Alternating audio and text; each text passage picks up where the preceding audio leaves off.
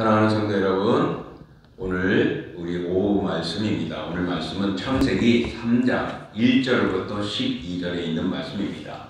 창세기 3장 1절부터 12절. 자, 우리 같이 함께 봉독합니다. 그런데 뱀은 여호와 하나님이 지으신 들짐승 중에 가장 강교하니라. 뱀이 여자에게 물어 이르되 하나님이 참으로 너희에게 동산 모든 나무의 열매를 먹지 말라 하시더냐. 여자가 뱀에게 말하되 동산 나무의 열매를 우리가 먹을 수 있느냐. 있으나 동산 중앙에 있는 나무의 열매는 하나님의 말씀에 너희는 먹지도 말고 만지지도 말라 너희가 죽을까 하노라 하셨느니라. 뱀이 여자에게 이르되 너희가 결코 죽지 아니하리라. 너희가 그것을 먹는 날에는 너희 눈이 밝아져 하늘과 같이 되어 선악을 알 줄 하나님이 아심이니라. 여자가 그 나무를 본즉 먹음직도 하고 보암직도 하고 지혜롭게 할 만큼 탐스럽기도 한 나무인지라.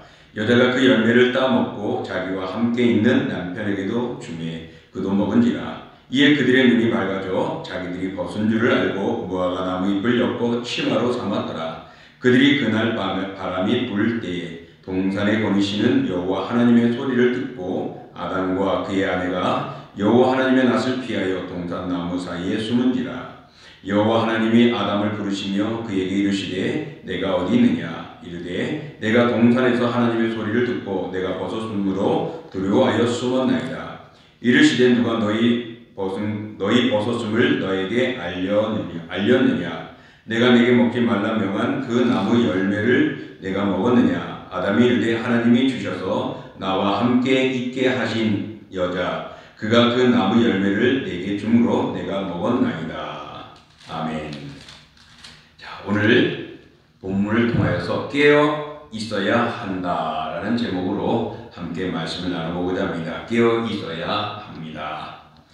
자, 오늘 본문의 내용을 보면은 하나님께서 아담 하와에게 주신 율법 명령은 한 가지였습니다.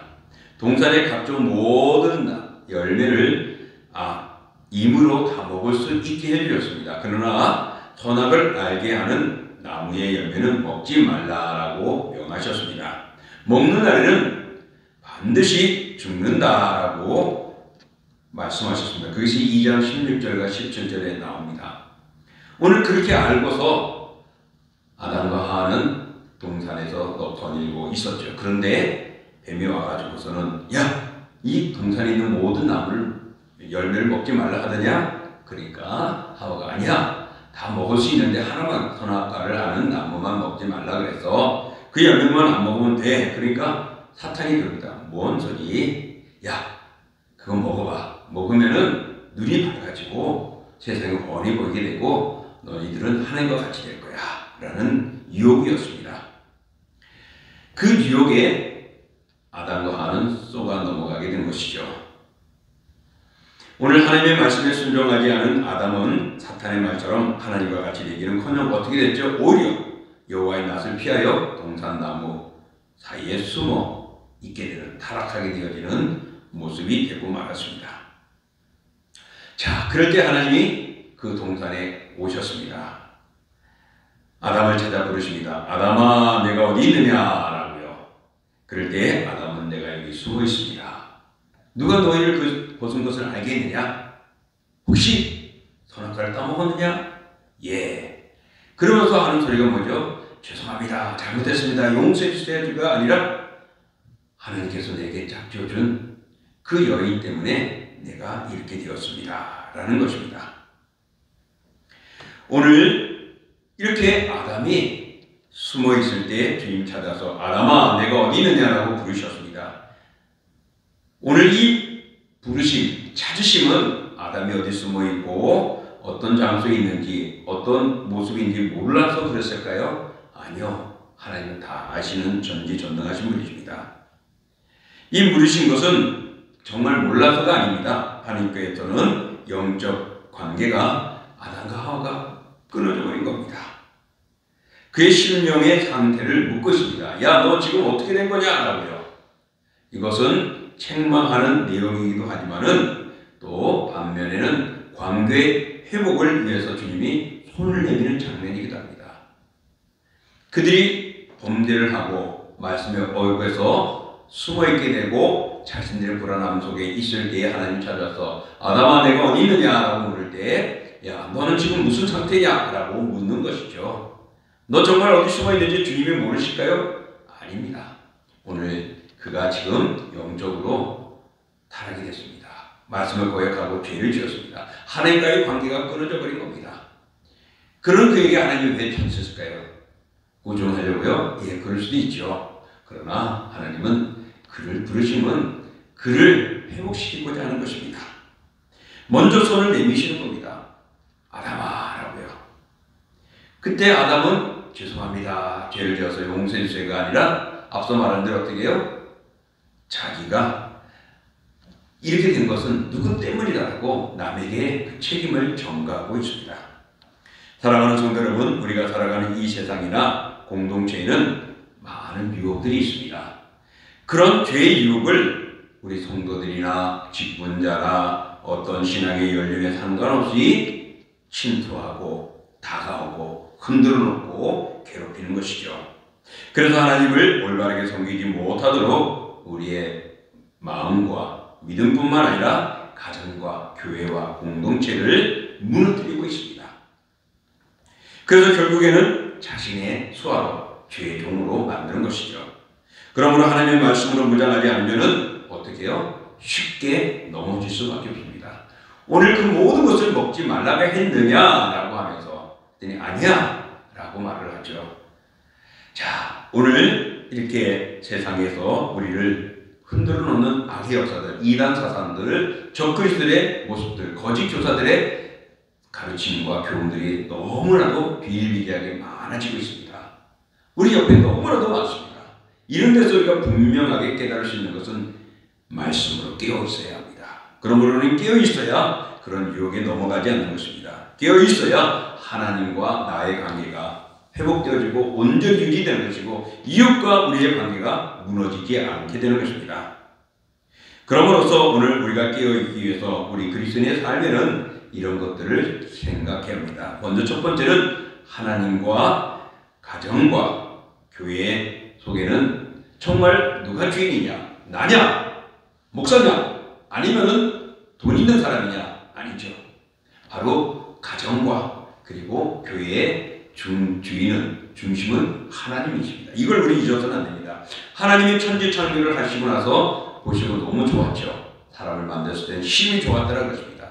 그런데 심히 좋았다고 하는 그 아담을 보니까 혼자 있으니까 너무나도 보기가 안 좋은 거예요. 쓸쓸하고. 그래서 하나님께서는 그 당신의 형상으로 지음을 받은 아담의 잠자기에서 갈빗대를 취하여서 하와를 만들게 되어서 혼자 있는 것보다는 둘이 살아가는 것이 좋겠다고 짝을 지어주신 것입니다. 그러니까 가정의 시초는 아담 하와로부터 시작이지만 실제적인 것은 하나님이 그 아담과 하와를 창조하셔서 만들어서 가정을 이루어주신 것이죠. 그러니까 가정의 주인은 남편이나 아내가 아니고 누구요? 그것을 만드신 하나님이십니다. 그러므로 우리는 분명히 알 수 있는 것은 가정은 하나님이 만드셨다는 것입니다. 우리가 결혼했으니까 우리가 가정을 이루었지 라고 할 수 있지만 하나님이 만드시고 제정해 놓은 것입니다. 그러므로 가정의 진정한 주권자는 남편도 아닙니다. 아내도 아닙니다. 힘 있는 자도 아닙니다. 바로 하나님이십니다. 지금까지 가정의 주인은 누구라고 모시고 왔습니까? 혹시 남편이 나라고, 때로는 돈 많은 고집쟁인 아내 나라고 말하고 있습니까? 아니면 자식에게 모든 것을 맡기고 있습니까? 우리는 한번 살펴보십시오. 그리고 이 기회에 다시 한번 정말 우리 가정의 주인은 누구인가를 살피면서 우리는 바로 세울 수 있는 결단이 필요합니다. 우리의 공동체인 가정이나 또 교회가 아무리 번성한다 할지라도 하나님이 계시지 않는다면 그것은 사상국악에 불과한 것입니다. 하나님 없으면 모든 게 의미가 없는 겁니다. 다 사라지고 무너지게 되어 있습니다. 그러므로 가정에서나 교회에서나 주님을 왕과 주인으로 모시는 일이 중요하고 최우선의 순위에 둬야 할 줄 믿습니다. 그러므로 사랑하는 성도 여러분, 하나님을 가정과 교회의 주인으로 모시고 우리는 그런 믿음으로 살아가십시오. 지식으로가 아니라 우리 삶으로 보여드려야 할 줄 믿습니다. 두 번째로는 하나님의 말씀을 순종하는 것이 곧 깨어있는 삶임을 기억하십시오. 첫 번째 가정이었던 아담과 하와, 그들은 하나님의 명령에 불순종했습니다. 하나님께서는 너희가 먹는 날에는 반드시 죽으리라고 말씀하셨어요. 그리고 너희는 하나님의 명령을 가감하지 말라고 고린도서 4장 6절에도 말씀합니다. 성경에는요, 이렇게 하나님의 말씀에 불순종하고 또 더 더하거나 자기 생각을 집어넣는 왜곡하는 그런 것들을 엄히 명하셨습니다. 그래서 요한계시록 22장 18절부터 19절에도 정말 가감하지 말라라고 말했고, 거기에 대해서 어떤 인간의 생각이 들어서는 아니됨을 말씀하셨습니다. 근데 아담과 하와가 하나님의 말씀을 마음에 깊이 새겼다면 그 말씀에 더 더하지도 않고 그것으로 받고 살아왔고 유지하고 굳게 지켜왔을 텐데 그러지 못했던 겁니다. 말씀의 깊이가 없었습니다. 그러다 보니까 사탄이 유혹하는데 넘어가고 만 것입니다. 그 유혹에 그는 무너지고 만 것입니다. 곧 하나님의 말씀으로 깨어 있었다면, 그 말씀으로 무장되어 있다면 유혹을 뿌리칠 수 있었고 이길 수도 있었습니다. 사랑하는 성도 여러분, 그렇습니다. 우리가 이 세상에 살아가면서 정말 든든히 쓰고 온전해야 될 그 가치의 기준은 말씀으로 바로 섰을 때 무너지지 않는다는 사실입니다. 인간이 아무리 선악을 알게 하는 나무의 열매를 따먹는다 하더라도 피조물입니다. 피조물이 하나님같이 될 수 있어요? 아니, 없어요. 불순종일 뿐이죠. 곧 하나님에 대하여 반역하는 겁니다. 그러므로 우리는 말씀에 어긋나서는 안 됩니다. 말씀을 내 뜻대로 내 마음대로 해석하고 플러스하고 지키는 것은 잘못입니다. 우리는 하나님 말씀 그대로, 주시는 말씀 그대로 아멘하며 말씀에 따라 살아가는 것이 오늘 우리가 깨어있는 신앙이고 바르게 살아가는 것입니다. 가정의 문제는, 우리 신앙의 문제는 우리가 말씀을 소홀히 할 때부터 시작이 되고 발생되는 것입니다. 하나님의 말씀은 내 생각과 내 의견대로 바꾸고 변경하고 하는 것이 아닙니다. 어느 일부분이라도 소홀히 할 수가 없습니다. 모두가 다 귀한 말씀입니다. 그러므로 깨어서 말씀을 순종하는 것, 이것이 곧 승리하는 것입니다. 그러므로 사랑하는 성도 여러분, 우리가 말씀을 많이 깊이 깨달을 때 깨어있는 신앙이 되는 것입니다. 하나님의 말씀에 순종할 때 깨어있는 것입니다. 하나님의 말씀만 붙들고 거기에 내 생각을 집어넣지 않고 살아가는 것이 깨어있는 신앙입니다. 그러므로 우리는 하나님의 말씀을 순종하는 것이, 지키는 것이 깨어있는 신앙임을 기억하십시오. 깨어있는 사람은 죄의 유혹을 물리칠 수가 있습니다. 건강한 성도는 하나님과의 소통을 잘 이루는 사람입니다. 하나님의 소통을 막는 것이 있다면 무엇일까요? 죄입니다. 이 죄는 하나님과의 관계를, 인간과의 관계를, 이웃과의 관계를, 사회 속의 관계를 파괴해버리는 것입니다. 그리고 하나님을 두려워하게 하고 숨어버리게 하는 것입니다. 죄악이 하나님과의 담을 쌓고 막고 불통하게 만들어서 우리의 소통을 무너뜨리는 것이 죄입니다. 근데 이제는 말씀을 깨닫지 못하고 말씀을 받아들이지 못할 때 되어지는 것입니다. 우리는 다른 사람이나 환경을 탓하지 마십시오. 왜? 내가 말씀으로 바로 서 있으면 어떤 환경이든 어떤 모습이든지 굴하지 않을 수 있어요. 근데 바로 서 있지 못하면 누구의 유혹에 그런가 하고 빨려 들어가는 겁니다. 저 사람이 말하면 그런가 하고 이해하게 되고 거기에 넘어가게 되는 것입니다. 첫 번째 가정이었던 아담과 하와의 가정은 말씀을 바로 깨어있지 못했기 때문에 사탄의 유혹에 무너지고 말았습니다. 그들의 신앙을, 가정을 지키지 못했던 것입니다. 이제 우리는 이 실패를 거울 삼아서 거룩하고 경건한 삶으로 죄와 사탄의 유혹에서 이겨야 합니다. 뿌리쳐야 합니다. 물리쳐야 합니다. 그리고 내 가정을, 또 내 자신을, 우리의 믿음의 공동체인 교회를 지키고 나가야 합니다. 세상에는 많은 유혹들을 보고 넘어뜨리고 있습니다. 거기에서 이길 수 있는 것은 말씀을 굳게 믿고 순종하는 깨어있는 신앙입니다. 그러므로 하나님의 말씀에 순종하는 일은 영적으로 깨어있는 것이고 악의 유혹을 이기는 것이고 하나님과 이웃과 공동체와의 행복한 관계를 지켜나가는 것입니다. 그러므로 모든 가정, 공동체를 든든케 하고 유지시키는 그 기반은 깨어있는 것, 무엇으로? 말씀으로. 그러므로 하나님의 말씀을 많이 순종하고 읽고 묵상함으로 깨어있는 신앙이 되기를 원합니다. 화란, 지금의 말하면 네덜란드입니다. 네덜란드는 국토의 상당한 부분이 바다의 수면보다 낮습니다. 그래서 뚝을 높이 쌓아 바닷물이 넘어 들어오지 못하게 하고 살아가는 마을들이 참 많습니다.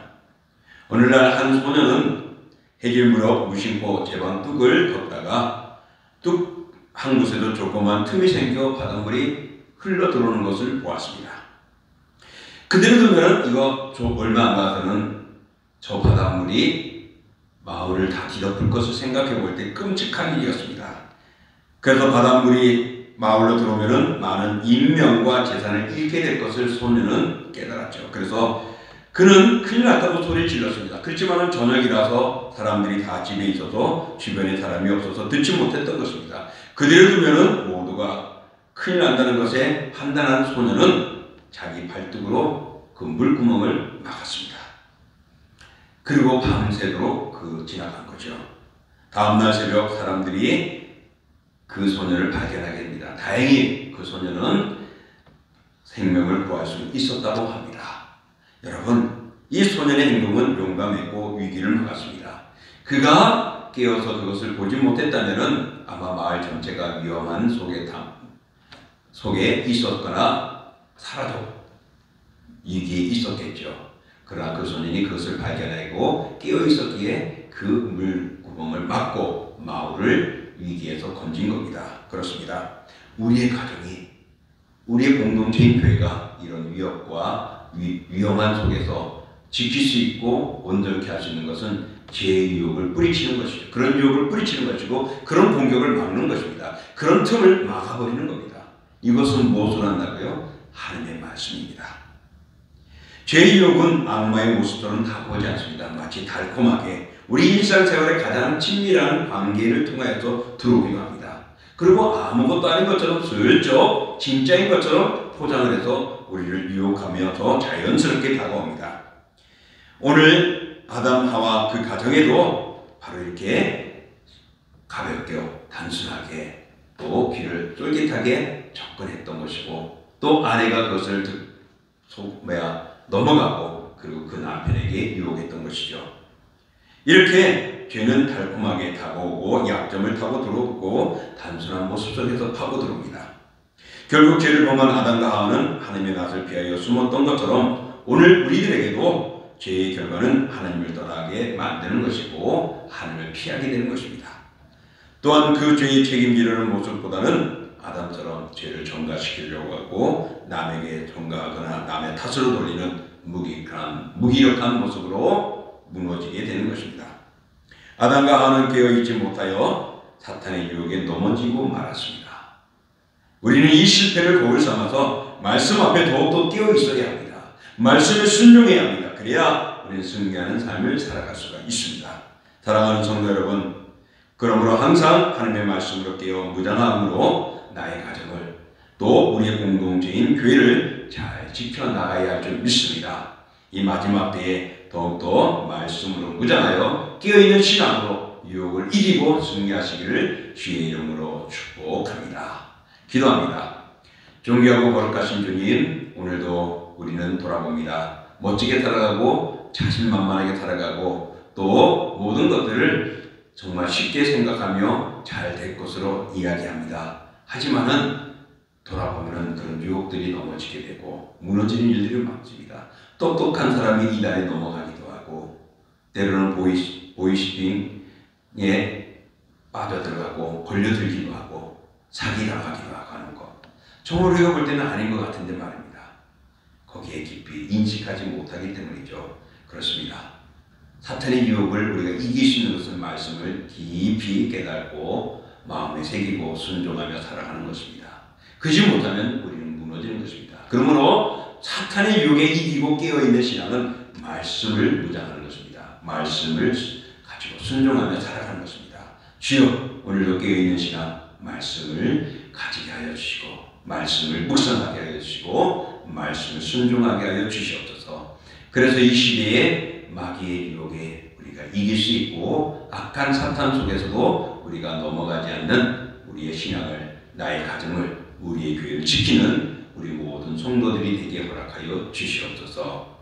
코로나19로 모두가 힘들고 어려운 때입니다. 확진자들이 많이 나오면서 보편화되어 가고 있는 이 속에서 하나님 더욱더 우리가 바르게 잘 건강하게 그 코로나를 이길 수 있게 하시고 지혜롭게 잘 견뎌나가게 하시고 또 이럴 때일수록 또 하나님을 붙들고 주님 앞에 무릎을 꿇으며 기도하는 저희들 되고 더 연합하며 위하여 기도하고 아픈 심령들을 기도하는 우리 사랑하는 깨어있는 성도들 되게 허락해 주옵소서. 이때에 주님 나라를 위하여 교회를 위하여 가정을 위하여 기도하고 또 이제 3월 9일 대통령 선거에 우리가 더욱더 깨어 기도하며 나라가 바로 설 수 있도록 힘쓰는 저희들에게 허락하여 주옵소서. 이제는 우리 주 예수 그리스도의 은혜와 그 아들이 땅에 내어주신 하나님의 그 크신 사랑하심과 성령의 역사와 인도와 교대와 교통하심이 오늘도 말씀으로 깨어있는 신앙으로 주오실 때까지 흔들리지 않고 든든히 서가는 사랑하는 자녀들, 또 그들의 믿음의 가정들, 그리고 함께하는 우리 동신교회, 그리고 동부노회와 서울성경신학대학원대학교와 종회위에 영원히 함께하시기를 축원하옵나이다. 아멘.